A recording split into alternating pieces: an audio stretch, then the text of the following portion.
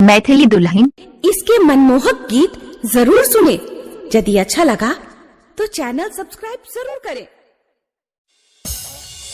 अखन अहाँ सब सुनि रहल छी मदनेश्वर स्थान मदना से दुल्हन म्यूजिक की शानदार प्रस्तुति। Singing by Satyam Singham। Guddu Raj Madhubani presented by Dulhan Music. लाल लाल ठोर तोहर गोरे गोरे गाल, लाल लाल ठोर तोहर गोरे गोरे गाल।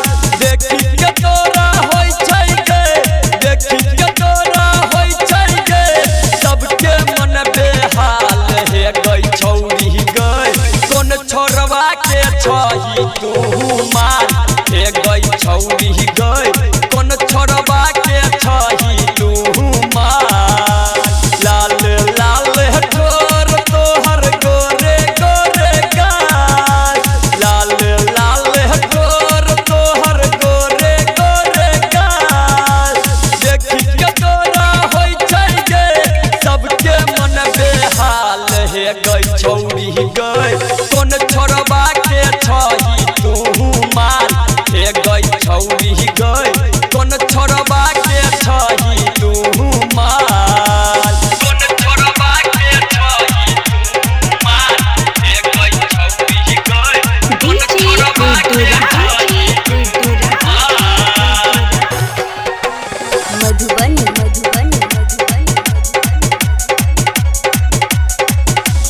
केते के छौरा लागल रहै छौ छौरी तोहर पीछा गे।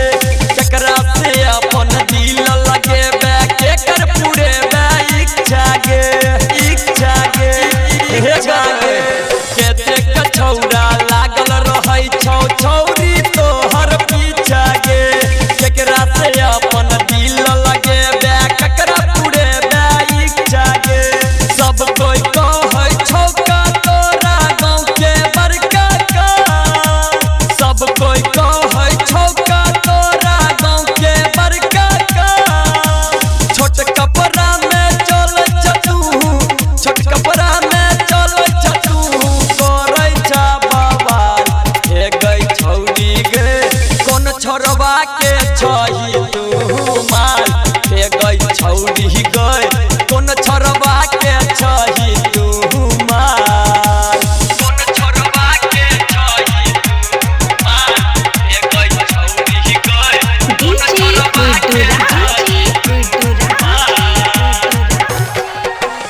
मधुबनी